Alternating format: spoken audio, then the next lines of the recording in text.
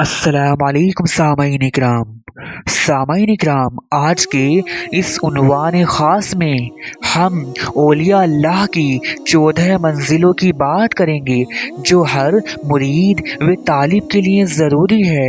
ہم اس کو روحانیت کے 14 طبقات و مقامات بھی کہہ سکتے ہیں جن کو طے کرتے ہوئے انسان اپنی روحانی ترقی عطا کرتا ہے اور ارفع و اعلیٰ درجے کا ہوتا جاتا ہے، اور ان 14 طبقات کی خاص ترتیب ہے جو ترتیب وار میں آپ کی خدمت میں پیش کرنے جا رہا ہوں، لہٰذا ویڈیو مکمل طور پر لازمی دیکھیں، اور جتنے چینل پر نئے آئے ہیں ویڈیو اچھی لگے تو لائک کریں، شیئر کریں اور چینل سبسکرائب ضرور کریں۔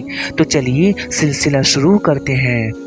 سامعین اکرام، دیکھیے، روحانیت کے اس 14 طبقات و 14 منزلوں میں سب سے پہلی منزل ہے نیت۔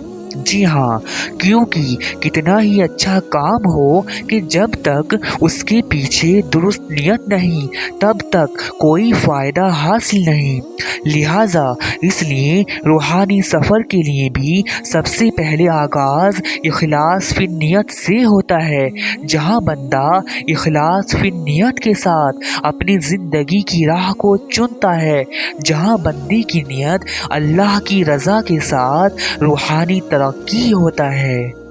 سامعین اکرام، اب نیت صاف ہو گئی تو دوسری منزل آتی ہے توبہ کی۔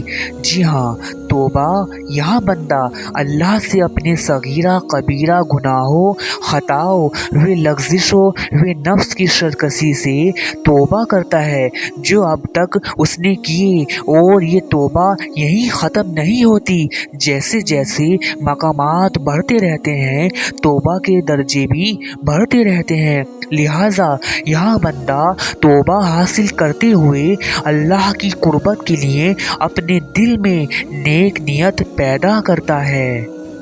اور سامعین اکرام، اب توبہ اختیار کر لی تو اب تیسری منزل آتی ہے زہد و تقویٰ کی۔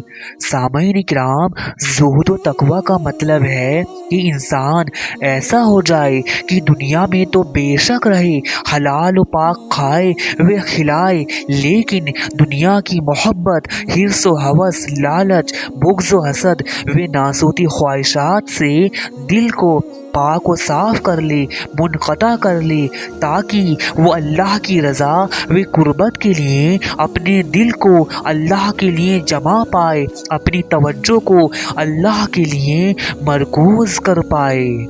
اور سامعین اکرام، اب جہود اختیار کر لیا تو چوتھی منزل آتی ہے صبر کی۔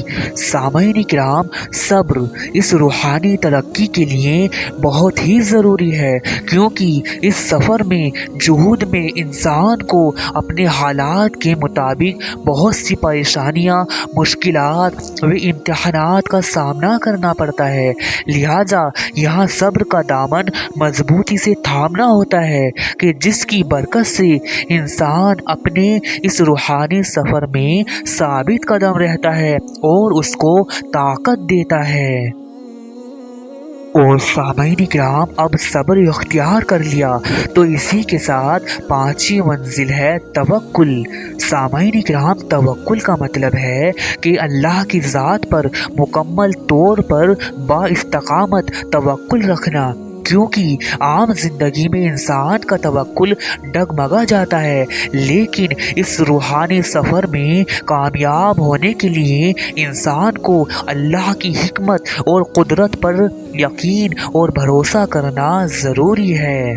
سامعین اکرام، اب توکل اختیار کر لیا تو اسی کے ساتھ چھٹی منزل ہے یقین، جو کہ توکل کا ہی ایک اوصاف ہے۔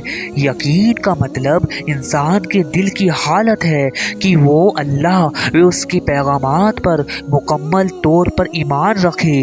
یہ یقین و ایمان انسان کے عقائد کو مضبوطی دیتا ہے کہ اس سفر میں عقیدہ جمع رہے، اور یہ منزل انسان کی نمائندگی کرتی ہے۔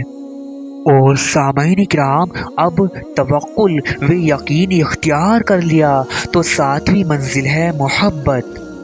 محبت کی منزل روحانیت میں بہت ہی اہم ترین ہے، بلکہ ایمان بھی محبت کے بغیر ناقص ہے، اس لیے محبت لازم ہے۔ اس سفر میں یہ محبت کے ہی باعث انسان اللہ پر اپنا سب کچھ، اپنی خواہشات، اپنی دنیاوی تعلقات قربان کرتا ہے، اور جب تک انسان اپنی پسندیدہ شے قربان نہ کرے تو اللہ سے ملنے والے انعامات بھی معلق رہتے ہیں۔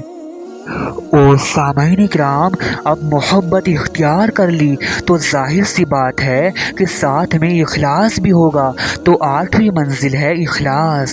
سامعین کرام، اخلاص انسان کے عمل وہ جو مقامات طے کیے ہیں اس میں صفائی پیدا کرتا ہے، بے وجہ دکھاوے و بناوٹ سے بچاتا ہے، اور انسان کے علم، عمل و مقامات کو اللہ کی رضا کے لیے خالص کرتا ہے۔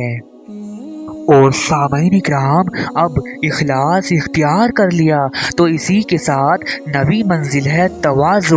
تواضع اختیار کرنا۔